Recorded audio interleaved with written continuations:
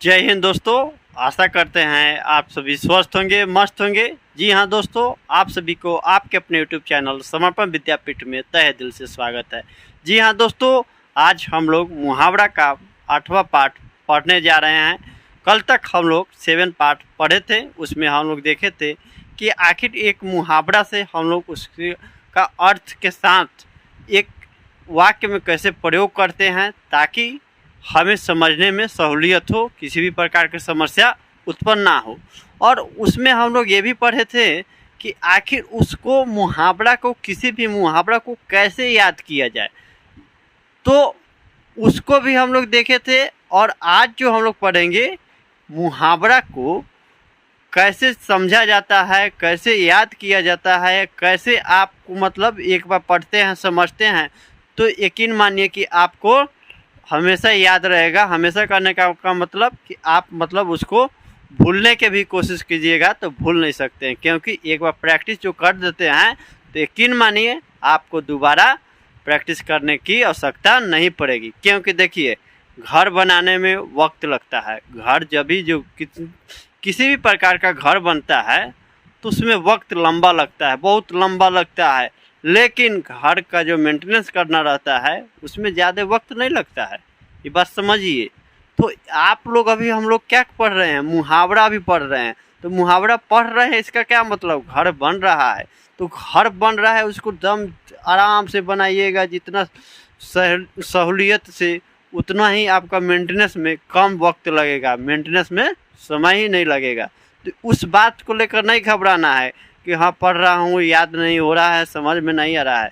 1 बार, 2 बार, 3 बार, 4 बार, 5 बार, 6 बार, जितना बार में आपको याद हो उतना बार में याद कीजिए। याद क्या करना, समझ के 2-3 वाक्य निर्माण कर लिए मुहावरा से तो यकीन मानिए आपको दोबारा मुहावरा पर ध्यान देने की आवश्यकता नहीं है। तो आइए पढ़ लेते हैं हम लोग। ये सदाबहार सिग्नल के अंतर्गत पार्ट 8 है और एसबी हर बार की तरह मैंने कोड लिख दिया हूँ। और पहला जो है क्रम संख्या पहला, कलम तोड़ना। कलम तोड़ना का अर्थ क्या होगा, बढ़िया लिखना, बहुत सुंदर लिखना। सुंदर लिखने के यहाँ पर आशय यह है कि आपको पढ़ने में किसी भी प्रकार का दिक्कत ना हो। और ये बात रखिए कि उसका वाक्य जो आप लोग लिख रहे हैं किसी भी शब्द का सार्थक अर्थ हो, यानी कि अर्थ इतना अच्छा हो कि आगे जो पढ़ रहे हैं, अगले जो पढ़ने वाले पाठक हैं उनको लगे कि हाँ, उनको आप आकर्षित कर लेते हैं अपने लेखन शैली के माध्यम से, तो उसे ही कहा जाता है कि कलम तोड़ना। जैसे कबीरदास दोहा अनेक लिखे, लेकिन 1-2 दोहे ऐसे हैं कि आपके जीवन पर दम आधारित है। हम लोग के जीवन में हमेशा इसका प्रयोग होते ही रहता है, लेकिन हम लोग नज़रअंदाज कर देते हैं। जैसे कि रहीमन धागा प्रेम का, मत तोड़ो चटकाए, टूटे पे फिर ना जुड़े, जुड़े तो वह गांठ पड़ जाए।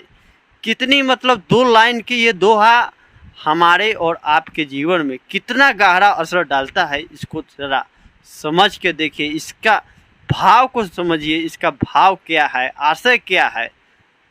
रहीमन धागा प्रेम का, मत तोड़ो चटकाए, टूटे पे फिर ना जुड़े, जुड़े तो ये गांठ पड़ जाए। इसका जीवन में कितना गहरा प्रभाव है, शायद दूसरा ही होगा धरती पे कि इस तरह का लेखन शैली को चुनौती दे सकता है। इसका अर्थ समझ रहे हैं ना, रहीमन धागा प्रेम का, मत तोड़ो चटकाए, टूटे पे फिर ना जुड़े, जुड़े तो एक गांठ पड़ जाए। इसका अर्थ, इसका भाव समझना इतना सरल नहीं है, क्योंकि ये देखिएगा, इसका आशय एक लाइन में समझिए। इसका आशय यही है कि 2 आदमी के बीच प्रेम जो रहता है, यदि एक बार किसी कारणवश टूट जाता है, फिर दोबारा दोनों परस्पर में प्रेम फिर उत्पन्न होता है, तो पहले की अपेक्षा दूसरी बार जो प्रेम उत्पन्न हुआ उसमें सदा ही संदेह बना रहेगा। तो उसी को कहा जा रहा है कि रहीमन धागा प्रेम का, मत तोड़ो चटकाए, टूटे पे फिर ना जुड़े, जुड़े तो एक गांठ पड़ जाए। देखिए, इस बात को समझिएगा। इस सब से आप लोग वाक्य निर्माण करते हैं तो यकीन मानिए आप लोग को भी समझदारी विकसित होगा, आपकी जो लेखन शैली है उसमें भी कुछ ना कुछ परिवर्तन होगा। इस बात से नहीं घबराइए कि एक मुहावरा में इतना समय लग जाता है, उतना समय लगा देते हैं आप, बहुत लंबा बनाते हैं वीडियो। थोड़ा इस बात को समझिए। मुहावरा 5 मुहावरा पढ़ने के लिए आप ज़्यादा से ज़्यादा 5 मिनट ले सकते हैं, इससे अतिरिक्त नहीं।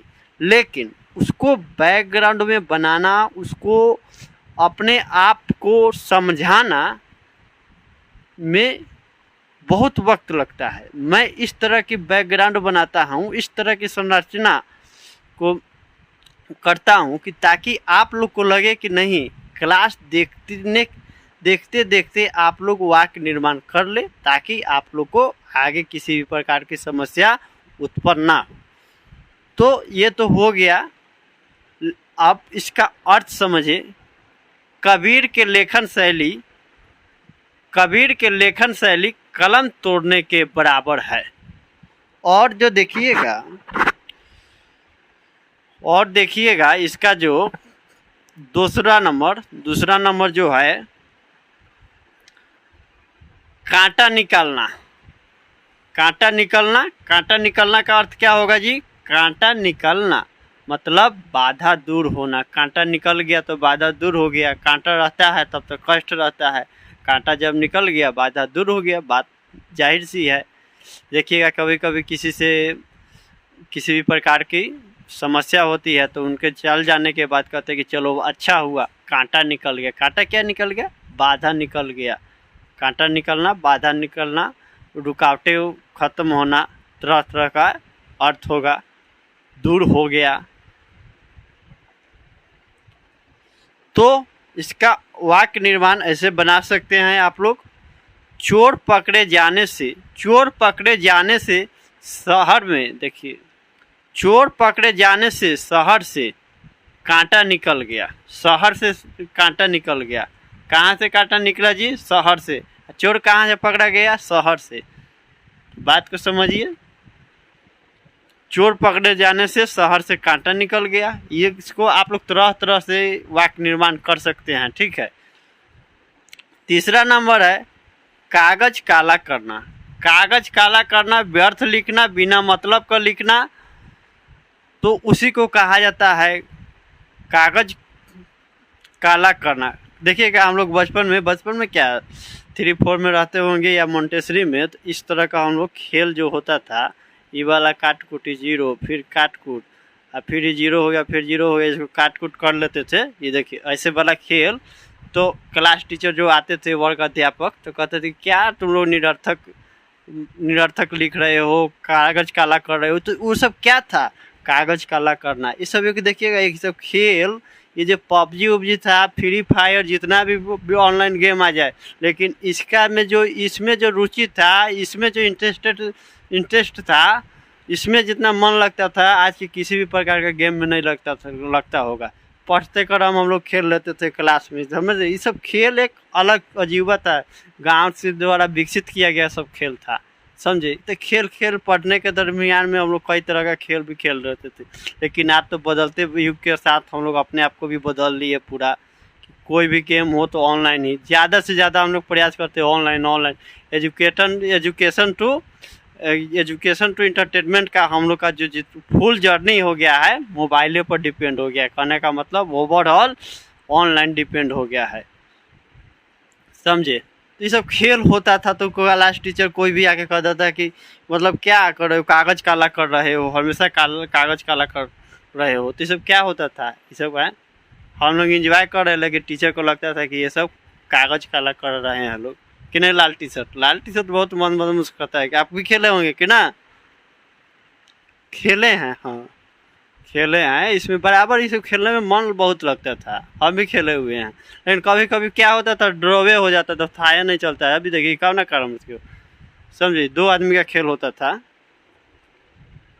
तो इसका वाक्य निर्माण होगा राकेश सदा कागज काला करता रहता है। राकेश जो है हमेशा कागज काला करते रहता है या करता है, दो भी दोनों हो सकता है। करते रहता है वो लिखिए।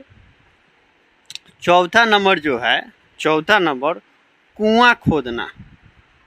कुआं खोदना का अर्थ क्या होगा? कुआं खोदना का अर्थ होगा किसी को कष्ट पहुंचाने की संरचना करना, योजना बनाना, किसी को कष्ट पहुंचाने की चेष्टा करना, प्रयास करना, इसका अर्थ होगा।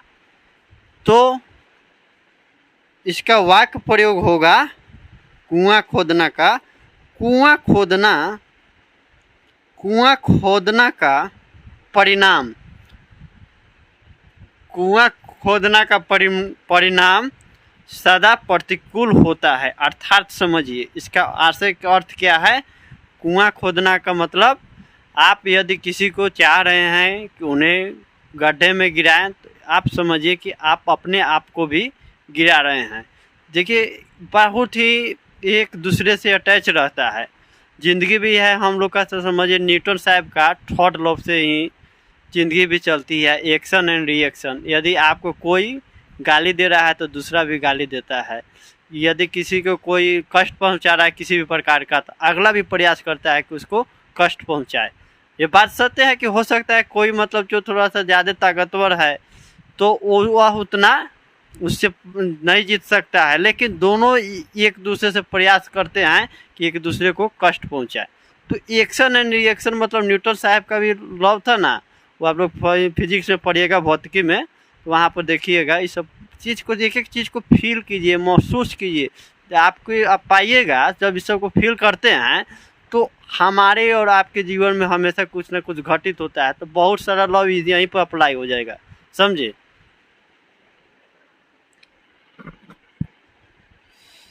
जैसे सुने हो ना कि गलत का परिणाम गलत ही होता है, अच्छा के साथ अच्छे ही होता है, ये सब कुछ कुछ है ना वाक्य। तो उसका मतलब उस पर ही दुनिया आधारित है, चलते रहता है जी। कोई कहता है कि दुनिया कांच की महल है, दुनिया एक आईना है, आप जैसा करते हैं उसी प्रकार का प्रतिबिंब आपको दिखेगा, बनेगा। जाहिर सी बात है भाई, आप अपना जैसा कर्तव्य कीजिएगा और सब फल पाइएगा। बोया पेड़ बबूल का तो आम कहाँ से पाए, सब कबीरदास का दोहा हुआ है ना। सब पर दुनिया उसी पर चल रही है। 5 नंबर देखिए, खरी खोटी सुनाना। खरी खोटी सुनाना का अर्थ क्या होगा? भला बुरा कहना है। देखिएगा किसी को आदत रहता है ना कि किसी भी बात को लेकर हमेशा भला बुरा करते रहना, मतलब किसी भी प्रकार का वहाँ पर आप काम कीजिए तो आपको कुछ ना कुछ भला बुरा कहते ही रहेंगे। मतलब क्या, उनको कहते हैं ना कि कहते हैं लोग ना कि हाँ जी इनका दिमाग थोड़ा सा उल्टा हो गया। काहे जी, हमेशा खरी खोटी कहते रहते हैं। उनको थोड़ा सा भी बड़े छोटे का ख्याल नहीं है, मर्यादा की ख्याल नहीं है कि किसको क्या बोल रहे हैं, नहीं बोल रहे हैं। तो इस बात को समझा जाता है कि आखिर हर जगह बोलना कोई उचित नहीं है। एक जगह बोलिए जहाँ आपको लगे कि वहाँ पर आवश्यकता है हमारी, वहाँ पर कुछ बात बोलिए। अब हमेशा किसी को खरी खोटी करते रह गए, खरी खोटी सुनाते रह गए, तो वहाँ पर मैं समझता हूँ कि उसका सार्थक उद्देश्य नहीं होता है। आपको लगता होगा कि सही कर रहे हैं, हर तरह से देखा जाता है। आप कहीं ऑफिस में जाइएगा तो कोई कोई वहाँ पर टारगेटेड कर लेते हैं कि इनको किसी भी प्रकार का काम करेंगे स्टाफ, उसको हमेशा खरी खोटी सुनाते ही रहना। और इसका वाक्य प्रयोग हम लोग करते हैं, देखते हैं।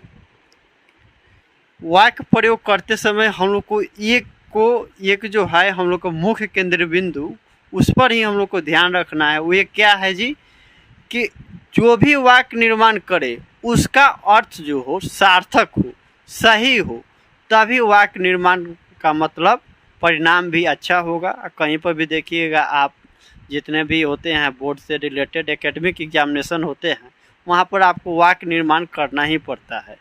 तो इसलिए मैं चाहूँगा कि आप लोग इस बात पर अवश्य ध्यान दें। और तो आइए देखते हैं खरी खोटी सुनाना का वाक्य प्रयोग। रामू सदा किसी को भी खरी खोटी सुनाने लगता है। रामू सदा किसी को भी खरी खोटी सुनाने लगता है, अर्थात भला बुरा कहने लगता है। तो मैं उम्मीद करता हूँ आप लोग को अवश्य समझ में आया होगा, और एक बार इसका स्क्रीनशॉट ले ले और लिखने का प्रयास करें।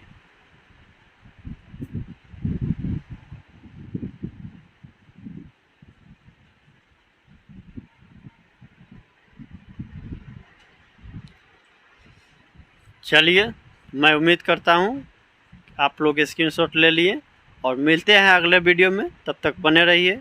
जय हिंद।